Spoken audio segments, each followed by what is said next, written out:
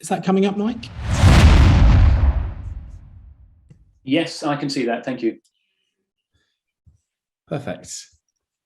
So good afternoon, and thank you so much for the opportunity to speak in today's session. So my remit was to talk about glaucoma, and what I wanted to do was just really share our experience from Moorfields in London and how we have had to change how we deliver care to our glaucoma patients in the past 18 months that has been challenging for all of us across the world. These are my disclosures. Now, what I'm going to talk to you today, just to summarize, is first of all, I'm sure many of you know about this, but I'm just going to briefly introduce the concept of the UK National Health Service. I'm then going to share with you how we deliver glaucoma care before, during, and in response to the pandemic. And then finally, I'd like to touch on how I think the future of glaucoma care in the UK is likely to look in this new world that we now live in. So first of all, the UK National Health Service. Now, in 1948, there was a historic moment that occurred in British history, which was really a culmination of a bold and pioneering plan to make healthcare no longer exclusive to those who could just afford it, but to make it accessible to everyone. And the National Health Service was launched by the then Minister of Health, Aneurin Bevan, in Britain's post-war government at the Park Hospital in Manchester, and shown on the picture on the left.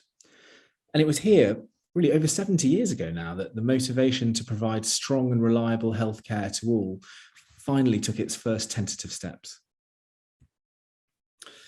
Now, what's interesting is in the past 70 years since its inception, the NHS has grown considerably. Now, considering the relatively small size of the UK as a country, it's quite surprising to me that the NHS is actually the world's 5th largest employer. In this little chart here, it sits behind the US Department of Defense, the Chinese Army, Walmart, and McDonald's. Now, this is my challenging attempt to summarize NHS budgets and funding in a single slide, which is almost an impossible task. But essentially, the budget for healthcare in the UK comes from the Treasury within central government.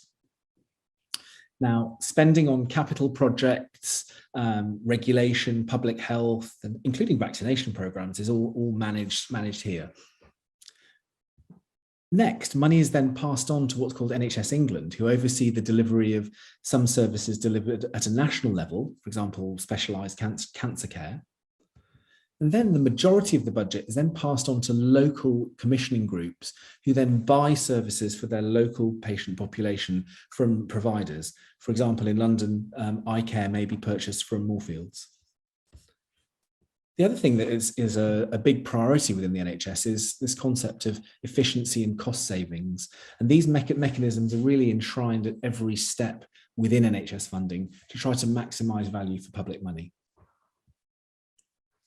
And what's interesting is when you look at the expenditure in healthcare amongst, let's say, G7 countries in this graph, and there is a clear binary difference in healthcare spending between a country such as the USA and the other G7 countries, such as the UK, as a percentage of GDP is shown in this graph. And what's interesting to me is that the UK does have the second lowest healthcare expenditure of all G7 countries. And it's always interesting to highlight that spending money does not always lead to better health outcomes. Now, this is a graph that shows healthcare spending per capita against life expectancy for many countries across the world. And what is quite interesting here is that the United States spends a significant amount more than other countries, yet the outcomes are in many ways lower, or certainly not superior for that additional investment. Now, prior to the COVID pandemic, I'll talk to you about Moorfields to start with. Moorfields is probably the largest eye hospital in Europe. In the Glaucoma Service alone, we have around 27 faculty members. And in 2019, prior to the pandemic, we saw about just approximately 120,000 outpatient attendances within the Glaucoma Service alone.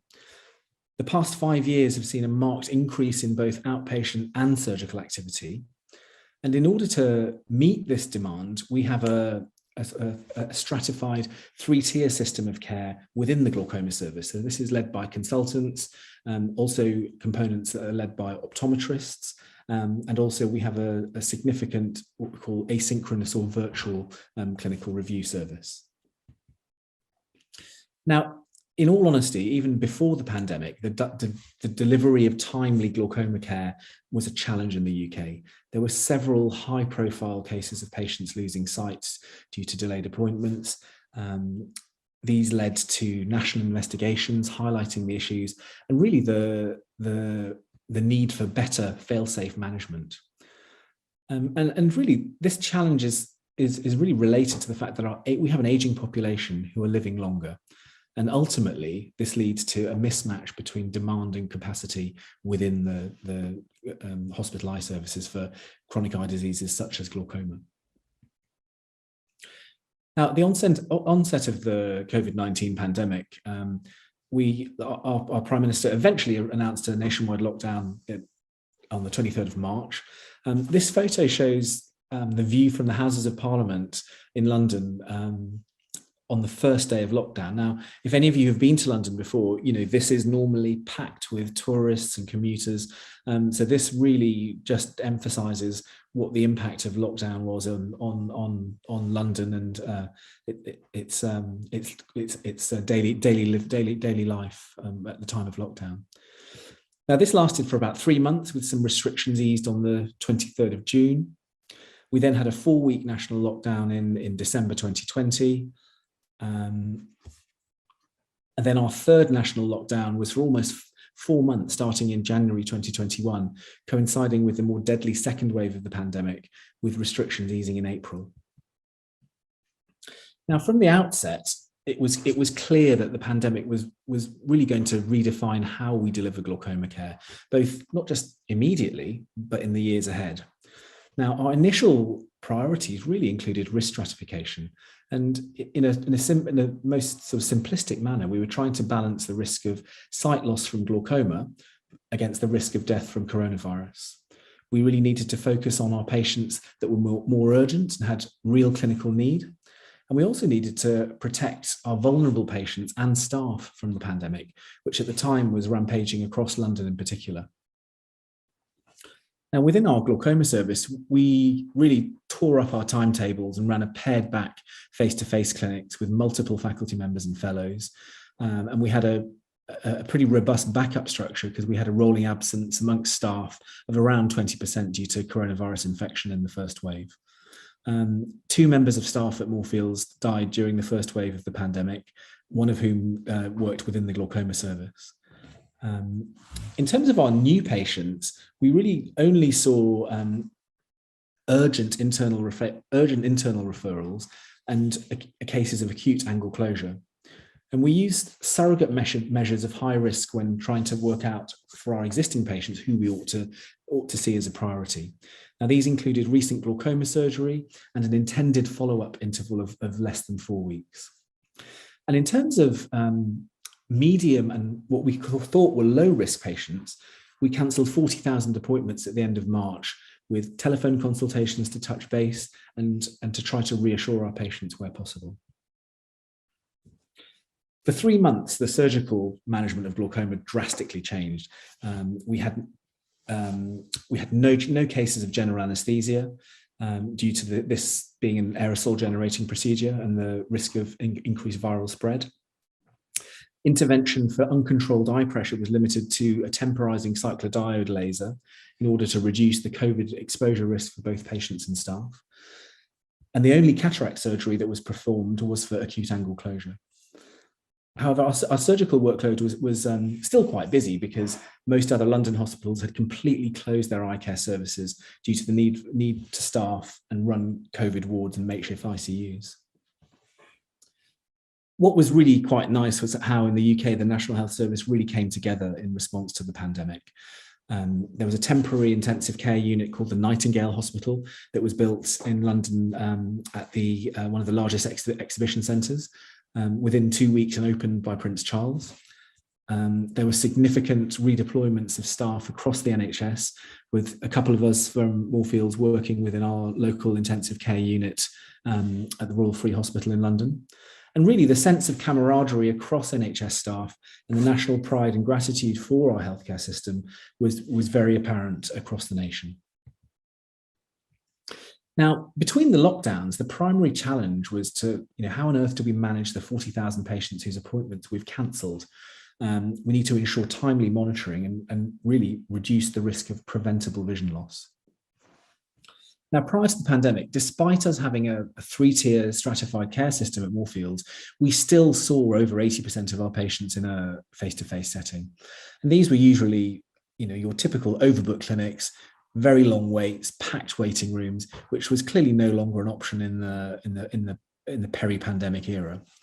So in order to increase throughput whilst maintaining social distancing, we rapidly expanded our technician-led diagnostic or virtual clinics during the COVID response and also after restrictions eased. So we moved to almost 80% patients seen in a virtual setting.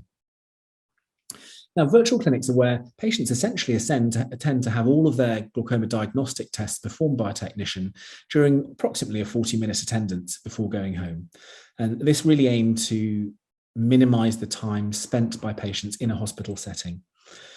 The clinical data is then reviewed asynchronously with an adjunctive telephone consultation to the patient if required. Now, what's interesting is that the existing UK guidance for running virtual clinics only recommends patients at the lowest risk, such as those with ocular hypertension, glaucoma suspects, and very early primary open-angle glaucoma.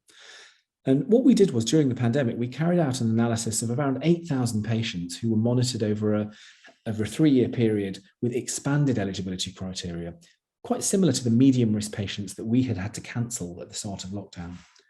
And we found that expanding the eligibility criteria enabled us to increase the capacity whilst maintaining high quality care in a manner that was acceptable and safe to patients also. Now, another thing that we developed during the pandemic recovery was what we call rapid glaucoma assessment clinics. Now, the reason for this was that how do we know whether patients who we had stratified as low risk in fact remain low risk over time?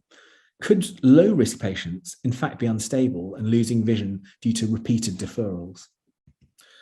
So the way we did this was, these are run at weekends, and they were very, very simple. There was a telephone consultation from a clinician. The patient attended for a check of their visual acuity and intraocular pressure. And then there was a subsequent review of the notes and a telephone consultation if needed. And we saw around 250 patients per site per day at a weekend. And really what we were trying to see were patients who would otherwise have had no interaction with a glaucoma specialist because they were deemed to have been such low risk. So it was really to touch base with many of these patients. Now, this helped us to rapidly address the outpatient backlog because we, first of all, had a rapid sustained increase in clinical activity in a COVID secure manner. So for the patients that had not been seen, we were managing to get back in touch with them and essentially re-risk stratify them on more up-to-date data. We were able to identify patients who were in fact unstable and required a change in management based upon the data that was collected. And I think most importantly, like I just mentioned, it enabled us to accurately risk stratify patients using more up-to-date and accurate data compared to what may have been on our records from 2-3 years ago. Now, just to finish off, the third concept that has gained significant traction in the UK recently is the concept of a diagnostic hub. Now, patients have significant concerns about attending a hospital setting, using busy, packed public transport and trains. So the question that's been asked is, can monitoring be performed outside a traditional hospital setting? Can we have care closer to home? Is it more convenient? And again, with this asynchronous or virtual review. These are generally very well suited for specialties such as glaucoma and medical retina that are very imaging dominated and are suitable for high volume care. Now, one of the projects that I'm involved with, along with Professor Paul Foster and Professor Shobha Shivaprasad at Moorfields, is what's called Project Hercules. And I just want to introduce you to this concept to start with. So we were awarded just over £3.2 million from the NIHR to design and test iterations of a diagnostic hub, really to find the most cost-effective and patient-friendly model of care. And a few months ago, we opened a reconfigurable diagnostic hub at Brent Cross Shopping Centre in North London, which is one of the largest shopping malls in the London region. Now, due to the decline and challenges of the retail industry, we took over a large retail unit that used to be a clothes shop, actually. And with the help of healthcare architects, we've set up a technician-led diagnostic eye clinic for medical retina and glaucoma patients. And we're currently seeing a few thousand patients per week. And now this over the past 6 to 8 months, this has been redesigned 3 times to test different layouts and configurations. And it's been a fantastic experience. It's a truly collaborative and multidisciplinary experience involving clinicians and researchers across all disciplines, including healthcare architects, experts in the modelling of the flow of people and queuing theory, health economists, and also with support from industry in helping this get set up. What we do hope to achieve from this is really to inform national policy on how to design and run diagnostic hubs for chronic eye diseases. And the main research questions that we're hoping to address are: what are the patient's preferences for rapid diagnostic hubs for people with stable and chronic eye conditions? What are the factors that influence the implementation and delivery of care in these rapid diagnostic hubs? What are the effects of different models, forms and layouts on the delivery of care and patient outcomes? And probably most importantly for the UK National Health Service, do these hubs deliver cost-effective and value-based healthcare? So just to conclude, I think delivering timely glaucoma care has been and continues to be a challenge for our ageing population. COVID-19 has forced us to adapt and also innovate into how we deliver care in the post-pandemic era. And I think diagnostic hubs do have the potential to increase capacity for chronic eye disease and meet the increasing demand for glaucoma care in the decades ahead. So thank you for your attention.